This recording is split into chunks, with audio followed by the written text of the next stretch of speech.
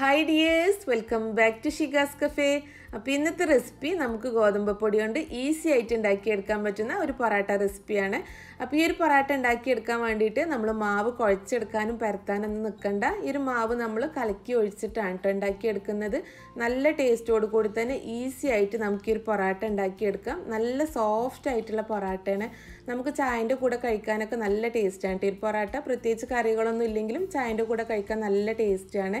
അപ്പോൾ നമുക്ക് എങ്ങനെയാണ് ഈ ഈസി ആയിട്ടുള്ള പൊറാട്ട ഉണ്ടാക്കി എടുക്കുന്നതെന്ന് നോക്കാം.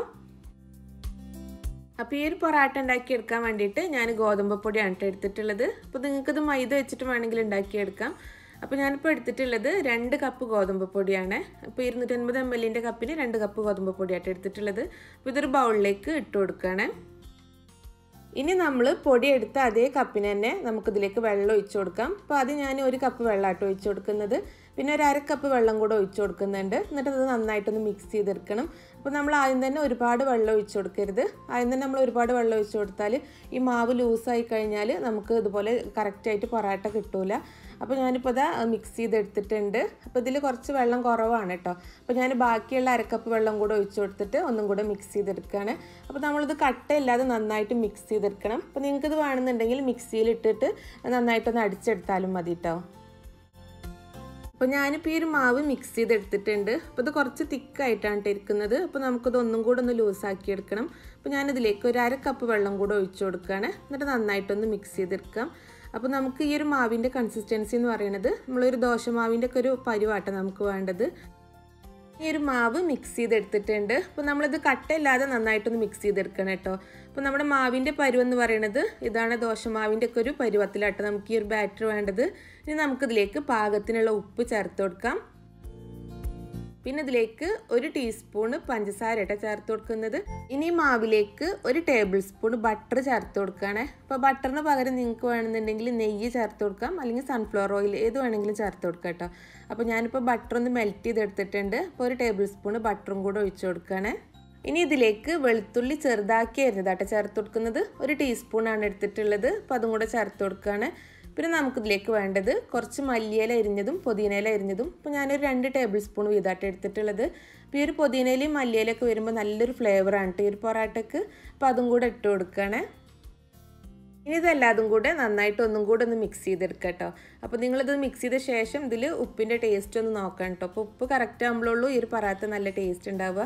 പിന്നെ നിങ്ങൾ എരിവ് ഇഷ്ടമുള്ളവരാണെന്നുണ്ടെങ്കിൽ നിങ്ങൾക്ക് ഇതിലേക്ക് ഒരു പച്ചമുളക് ചെറുതാക്കി അരിഞ്ഞതും കൂടെ ചേർത്ത് കൊടുക്കുക കേട്ടോ. ചെറിയൊരു എരിവും കൂടെ വരുമ്പോൾ നല്ല ടേസ്റ്റ് ആയിരിക്കും ഇത് കഴിക്കാൻ. അപ്പോൾ ഇത് കുട്ടികൾക്കും കൂടെ കൊടുക്കാനുള്ളത് കൊണ്ടാണ് ഞാനിതിൽ പച്ചമുളക് ചേർത്ത് കൊടുക്കാത്തത്. അപ്പോൾ നമ്മുടെ ബാറ്റർ റെഡി ആയിട്ടുണ്ട്. അപ്പോൾ നമുക്കിനി പൊറാട്ട ഉണ്ടാക്കിയെടുക്കാം. അപ്പോൾ അതിന് വേണ്ടിയിട്ട് ഞാനൊരു നോൺ സ്റ്റിക്കിൻ്റെ പാൻ ഒന്ന് ചൂടാൻ വെച്ചിട്ടുണ്ട്. ചെറുതായിട്ടൊന്ന് ചൂടായാൽ മതി. അപ്പോൾ അതിലേക്ക് ഒരു കയ്യിൽ മാവ് ഒഴിച്ചു കൊടുക്കാം. അപ്പോൾ നമ്മൾ മാവ് ഒഴിച്ചു കൊടുക്കുന്ന സമയത്ത് ഫ്ലെയിം എപ്പോഴും ലോലായിരിക്കണം കേട്ടോ. അപ്പോൾ മാവ് ഒഴിച്ചു കൊടുത്ത ശേഷം ചെറുതായിട്ടൊന്ന് പരത്തി കൊടുക്കാം. ഇനി ഇത് ചെറുതായിട്ടൊന്ന് കുക്കായിട്ട് വരുമ്പോൾ ഈ ഒരു പാനിൽ നിന്നൊന്ന് വിട്ട് വരും കേട്ടോ. അപ്പോൾ ഇതുപോലെ ചെറുതായിട്ടൊന്ന് കളർ മാറി വരുമ്പോൾ നമുക്കിതൊന്ന് മറിച്ചിട്ട് കൊടുക്കാം. അപ്പോൾ മറിച്ചിട്ട് കൊടുത്ത ശേഷം നമ്മൾ ലോ ഫ്ലെയിമിൽ വെച്ചിട്ട് തന്നെ ഇത് കുക്ക് ചെയ്തെടുക്കുന്നത്. ഒരു 30 സെക്കൻഡ് ഒന്ന് കുക്ക് ചെയ്തെടുത്താൽ മതി 2 സൈഡും. അപ്പോൾ ഈ ഒരു സൈഡ് ചെറുതായിട്ടൊന്ന് കളർ മാറി വരുമ്പോൾ നമുക്കൊന്നും കൂടെ ഒന്ന് മറിച്ചിട്ട് കൊടുക്കാം കേട്ടോ. അപ്പോൾ ഇനി നമ്മൾ മീഡിയം ഫ്ലെയിമിൽ വെച്ചിട്ട് വേണം കുക്ക് ചെയ്തെടുക്കാൻ. അപ്പോൾ എന്നാലുള്ള കറക്റ്റായിട്ട് ഈ ഒരു പൊറാട്ട പൊങ്ങി വരുള്ളൂ കേട്ടോ. അപ്പോൾ ഈ ഒരു സൈഡ് ചെറുതായിട്ടൊന്ന് ചൂടായിട്ട് വരുമ്പോൾ നമ്മൾ ചട്ടകം വെച്ചിട്ട് ചെറുതായിട്ടൊന്ന് ഇങ്ങനെ പ്രസ് ചെയ്ത് കൊടുക്കണം കേട്ടോ. നല്ലത് നന്നായിട്ട് പൊങ്ങി വരുള്ളൂ. അപ്പോൾ ചെറുതായിട്ടൊന്ന് പ്രസ് ചെയ്ത് കൊടുത്ത ശേഷം നമുക്കൊന്നും കൂടെ ഇതൊന്ന് മറിച്ചിട്ട് കൊടുക്കാം. എന്നിട്ട് ആ ഒരു സൈഡും കൂടെ ഒന്ന് പ്രസ് ചെയ്ത് കൊടുക്കാം. ചട്ടകം വെച്ചിട്ട് എല്ലാ ഭാഗത്തും ഒന്ന് പ്രസ് ചെയ്ത് കൊടുക്കാം കേട്ടോ. അപ്പോൾ എന്നാലിത് നന്നായിട്ട് ഇങ്ങനെ പൊങ്ങി വരുള്ളൂ. അപ്പോൾ ഇത് നമ്മൾ 2-3 പ്രാവശ്യം തിരിച്ചും മറിച്ചിട്ടിട്ടാണ് ഈ ഒരു പൊറാട്ട കുക്ക് ചെയ്തെടുക്കുന്നത്. അപ്പോൾ ഈ ഒരു ഭാഗത്ത് ചെറുതായിട്ട് പൊങ്ങി വരാൻ തുടങ്ങിയിട്ടുണ്ട്. അപ്പോൾ നമുക്കിത് ഒന്നും കൂടെ ഒന്ന് മറിച്ചിട്ട് കൊടുക്കാം. എന്നിട്ട് നന്നായിട്ട് ഒന്നും കൂടെ പ്രസ് ചെയ്ത് കൊടുക്കാം കേട്ടോ. എല്ലാ ഭാഗത്തും നന്നായിട്ട് പ്രസ് ചെയ്ത് കൊടുക്കുമ്പോൾ ഇപ്പോൾ ഇതാ നന്നായിട്ട് പൊങ്ങി വരുന്നുണ്ട്. നമ്മളെ ചപ്പാത്തിയൊക്കെ പോലെ തന്നെ നന്നായിട്ട് പൊങ്ങി വരുന്നുണ്ട്. അപ്പോൾ നമ്മുടെ പൊറാട്ട റെഡി ആയിട്ടുണ്ട്. അപ്പോൾ ഇതുപോലെ ഇങ്ങനെ പ്രസ് ചെയ്ത് കൊടുക്കുമ്പോൾ നന്നായിട്ട് ഇങ്ങനെ പൊങ്ങി വരും കേട്ടോ. അപ്പോൾ ഈ ഒരു സമയത്തൊക്കെ ഞാൻ ഫ്ലെയിം മീഡിയത്തിലായിട്ട് വെച്ചിട്ടുള്ളത്. ആദ്യത്തെ 1-2 പ്രാവശ്യം മാത്രമേ ഉള്ളൂ ലോ ഫ്ലെയിമിൽ വെച്ചിട്ടുള്ളത്. അപ്പോൾ ഒരു തീൻ്റെ കാര്യം നിങ്ങൾ പ്രത്യേകം ശ്രദ്ധിക്കണം കേട്ടോ. എന്നാലും നമുക്ക് കറക്റ്റായിട്ട് ഈ ഒരു പൊറാട്ട ചുട്ടെടുക്കാൻ പറ്റുള്ളൂ. അപ്പോൾ ഈ ഒരു പൊറാട്ടേൻ്റെ മുകളിലായിട്ട് ഞാനൊരല്പം ബട്ടർ തേച്ച് കൊടുക്കുന്നുണ്ട് കേട്ടോ.